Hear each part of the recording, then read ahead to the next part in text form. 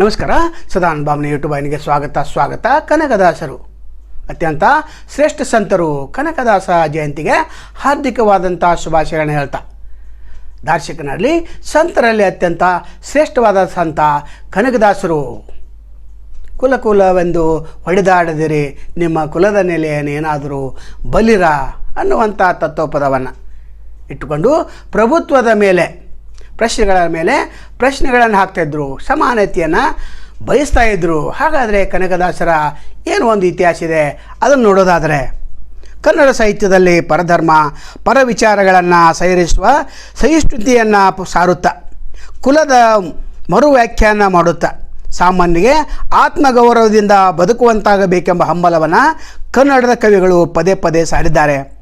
ಕನಕರನ್ನು ತೀವ್ರವಾಗಿ ಕಾಡಿದ ಅಂಶ ಸಾಮಾಜಿಕ ನ್ಯಾಯ ವಿತರಣೆಯ ಅಸಮಾನತೆಯ ವಾತಾವರಣ.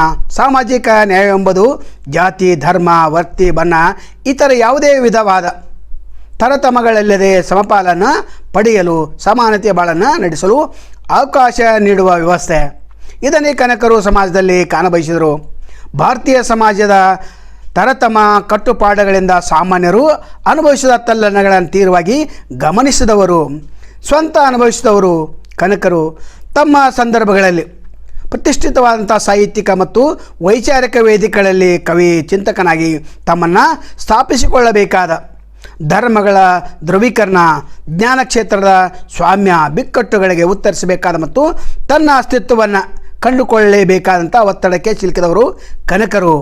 ಕನಕನಾಯಕ ಕನಕದಾಸನಾಗಿ ಸಂಪತ್ತು, ಅಧಿಕಾರದ ಸಂಸಾರಿಕ ಪೊರೆಯನ್ನು ಕಳಚಿಕೊಳ್ಳುತ್ತಾ, ಜಾತಿಯ ಅಧಿಕಾರದ ಸಂಪತ್ತಿನ ಬಲವಿಲ್ಲದೆ ಅಂದು ಸಾಹಿತ್ಯ ಮತ್ತು ಆಧ್ಯಾತ್ಮಿಕ ಕವಲಗಳಲ್ಲಿ ತಮಗಾಗಿ ಒಂದು ಸ್ಥಾನವನ್ನು ಗಟ್ಟಿಸಿಕೊಂಡಿದ್ದು ಸಾಮಾನ್ಯವಾದ ವಿಚಾರವಲ್ಲ. ಸಾಮಾಜಿಕ ಅಸಮಾನತೆಯನ್ನು ಧಾರ್ಮಿಕ ನೆಲೆಯಲ್ಲಿ ತೊಡೆದು ಹಾಕಬೇಕೆಂಬ ಬಸವಾದಿ ಶರಣರು, ರಾಮಾನುಜರ ಪ್ರಯತ್ನಗಳು ಸಾಮಾಜಿಕವಾಗಿ ತಳ ಸಮುದಾಯಗಳ ಮೇಲ್ಮುಖ ಪರಿಚಲನೆಗೆ ಕಾರಣವಾದರೂ ಪೂರ್ಣವಾಗಿ ಸಮಾಜ ತಮ್ಮನ್ನು ಒಪ್ಪಿಕೊಳ್ಳುತ್ತಿಲ್ಲವೆಂಬ ಅಳಲು ಬೇಗುದಿ ಉಳಿಯಿತು. ಪ್ರಭುತ್ವವು ಸುಧಾಕರದೊಂದಿಗೆ ನಿಲ್ಲದಿದ್ದರೆ ಪೂರ್ವ ರೂಪದಲ್ಲಿ ಅದು ಫಲ ನೀಡುವುದಿಲ್ಲ ಎಂಬುದನ್ನು ಅರಿತ ಕನಕರು ರಾಮಧ್ಯಾನ ಚರಿತ್ರೆಯ ಮೂಲಕ ಬಡವರ ಸಾಮರ್ಥ್ಯ ಸ್ವತ್ತವುಳ್ಳವರ ಪರವಾಗಿ ಆಳುವವರು ಅಂದರೆ ಪ್ರಭುತ್ವ ನಿಲ್ಲಬೇಕೆಂಬ ಒತ್ತಾಯಿಸಿದರು. ಹಾಗಾಗಿ ರಾಮನಿಗೆ ನ್ಯಾಯ ವಿತರಣೆಯ ಹೊಣೆ ಹೊರಿಸಿದರು.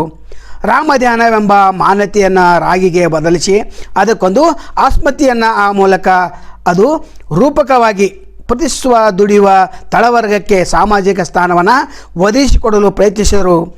ಸಮಾಜವು ಎತ್ತಿ ಹಿಡಿದ ಪ್ರತ್ಯೇಕತೆ ಮತ್ತು ಶ್ರೇಷ್ಠತೆಯ ಮಾದರಿಗಳನ್ನು ಧೈರ್ಯವಾಗಿ ಪ್ರಶ್ನಿಸಿದರು. ಆಹಾರದ ಭೇದ, ಶ್ರೇಷ್ಠತೆ, ಕನಿಷ್ಠತೆಗಳ ವ್ಯತ್ಯಾಸವನ್ನು ಬಗೆಹರಿಸಲು ವಸ್ತುನಿಷ್ಠವಾಗಿ ನ್ಯಾಯದಾನ ನೀಡುವ ಕುರಿತು ಪ್ರಭುತ್ವ ಮಾದರಿಯೊಂದನ್ನು ತಿಳಿಸಿಕೊಟ್ಟರು. ಕನಕರು ಎಲ್ಲ ರೀತಿಯ ಅಧಿಕಾರ, ಕೀರ್ತಿ, ಹುಮ್ಮಸ್ಸುಗಳನ್ನು ಹಾಸ್ಯ ಮಾಡಿ ತಿರಸ್ಕರಿಸಿದ್ದಾರೆ.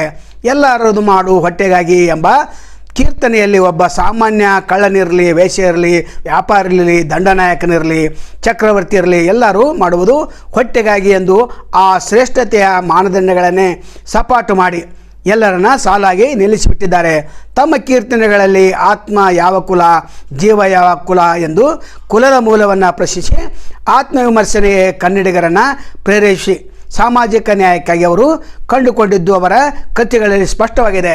ಹೀಗೆ ಶರಣ ಸಂತರು ತಮ್ಮ ತಮ್ಮ ಕಾಲಘಟ್ಟದಲ್ಲಿ ಅತ್ಯಂತ ಶ್ರೇಷ್ಠತೆಯನ್ನು ಮಾತನಾಡ್ತಾ ಮಾನವ ಕುಲ ಯಾವ ರೀತಿ ಕತ್ತಲಿದೆ, ಬೆಳಕಿನಲ್ಲಿ ಯಾವ ರೀತಿ ಬರಬೇಕು, ಸಾಮಾಜಿಕ ನ್ಯಾಯದ ಬಗ್ಗೆ ಮಾತಾಡಿದರೆ ಬಸವಾದಿ ಶರಣರನ್ನು ಹಿಡ್ಕೊಂಡು ಎಲ್ಲ ಸಂತರು, ಶ್ರೇಷ್ಠರು ಮತ್ತು ಮಹಾರಾಷ್ಟ್ರದಲ್ಲಿರ್ತಕ್ಕಂಥ ಅಭಂಗಗಳಲ್ಲಿ ಕೂಡ ಇದನ್ನೇ ಕಾಣಬಹುದು. ನಮ್ಮಲ್ಲಿ ಯಾವ ರೀತಿ ವಚನಗಳಲ್ಲಿ ಏನು ಮಾನವ ಕುಲದ ಬಗ್ಗೆ ಹೇಳಿದ್ದಾರೆ, ಮಹಾರಾಷ್ಟ್ರದಲ್ಲಿ ಅಭಂಗದಲ್ಲಿ ಅದೇ ವಚನಗಳ ಸಾರವನ್ನು ಜನಸಾಮಾನ್ಯರಿಗೆ ತಿಳಿಸುತ್ತಾ ಜನಮಾನಸದಲ್ಲಿ ಅಚ್ಚಳಿಯದೆ ಉಳಿದಿದ್ದಾರೆ.